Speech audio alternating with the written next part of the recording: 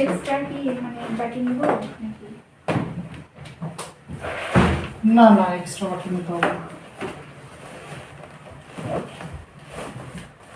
এগুলো যে গরম আর একটু ঠান্ডা যে কিছু হবে না। এই ঠান্ডা হয়ে যাবে এগুলো।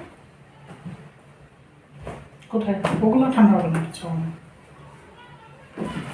এইটা গরম হবে কিনা সেটা এটা তো গরম হবে, হয়ে নরম যদি হয়ে যায় তখন আর কিছু হবে না। আর চাদর আমার ব্যাগে আছে, আমি চাইতে বেশি সময় লাগবে।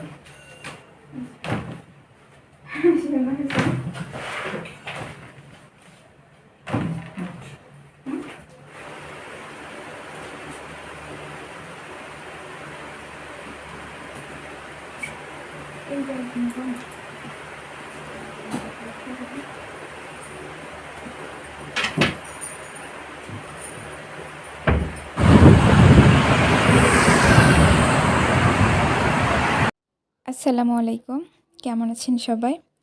আজকের দিনটা একটু অন্যরকম অনুভূতি নিয়ে শুরু হয়েছে। প্রতিদিনের চেনা ব্যস্ততা একপাশে সরিয়ে আজ আমরা দুজন মিলে বের হলাম ছুটির দিনটা একটু অন্যভাবে কাটাবো বলে। বাসা থেকে টুকটাক রান্নাবান্না করে গুছিয়ে নিয়েছিলাম। চলতি পথের এই আনন্দ আর গন্তব্যের অপেক্ষা সব মিলিয়ে শুরুটা দারুণ, আর দিনটাও ভালো কাটছিল।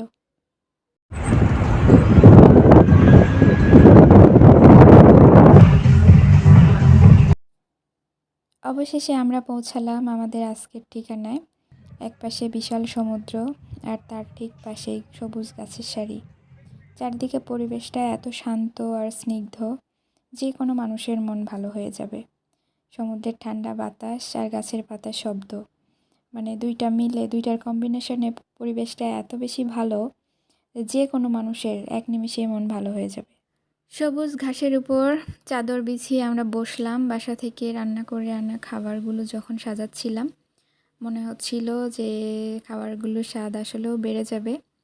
আর পরিবারের সাথে প্রকৃতির এত কাছাকাছি বসে খাওয়াটা, আনন্দটাই অন্যরকম। এই তৃপ্তি আসলেও ভাষায় প্রকাশ করা যায় না। আমরা এখানে এসেছি বিকাল 5টায়, এই জন্য শুধু নাস্তার আইটেমগুলাই নিয়ে আসছি। দুইটা আইটেম নিয়ে এসেছি আমরা, নুডলস আর মুরগি ফ্রাই করে নিয়েছি। আর এখানে কিছু ফ্রুটস নিছি, তারপরে শসা কেটে নিছি, যেহেতু ইশতিয়াকের আসলে এর বেশি কোনো কিছুই খাওয়া যাবে না। খাওয়া দাওয়া শেষে আমরা এখানে বসে বসে গল্প করছিলাম। আর এই যে আকাশ দিয়ে বিমান যাচ্ছে, কে আগে বিমান দেখতে পায় এই প্রতিযোগিতা চলছিল। আর বিমান আমরা গুনছিলাম যে কয়টা বিমান যাচ্ছে। বিমানগুলো দেখছিলাম আর মনে হচ্ছিল যে এখান থেকে কোনো একটা বিমান হয়তো বাংলাদেশে অবশ্যই যাবে, কারণ পৃথিবীর এতগুলো দেশ আর এত বিমান যাচ্ছে, কোনো না কোনোটা তো বাংলাদেশে যাচ্ছেই, এরকম শুধু মনে হচ্ছিল আমার। আজকে আমাদের আসলে বাসায় ফেরার কোনো তাড়া নেই, কোনো নাগরিক ব্যস্ততা নেই। সমুদ্রের ঢেউ ভাঙার শব্দ শুনছি এখানে বসে দুজন, আর মোবাইলে ছোট ছোট ক্লিপ নিচ্ছিলাম আসলে আপনাদের সাথে শেয়ার করার জন্য।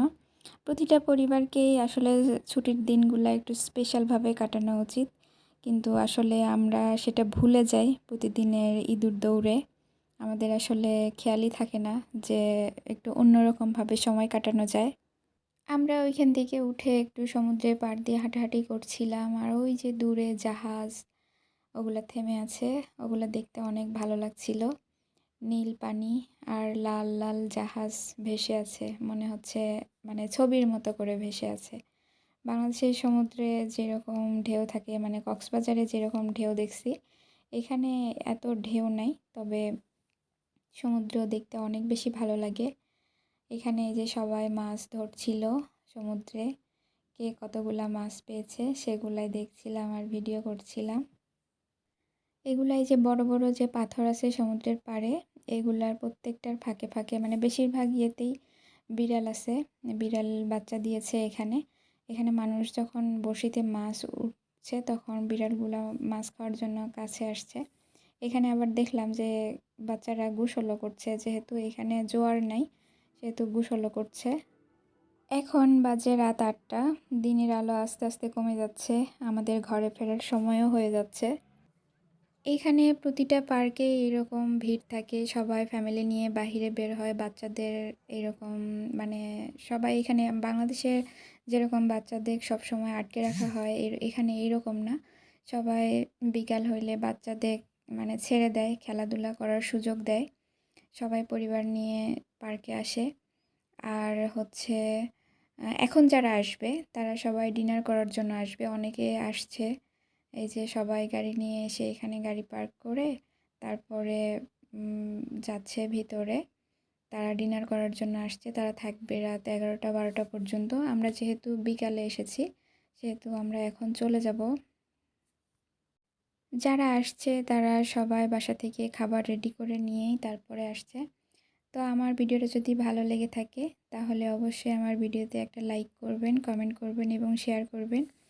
সবাই ভালো থাকবেন, আমার জন্য দোয়া করবেন। আল্লাহ হাফেজ।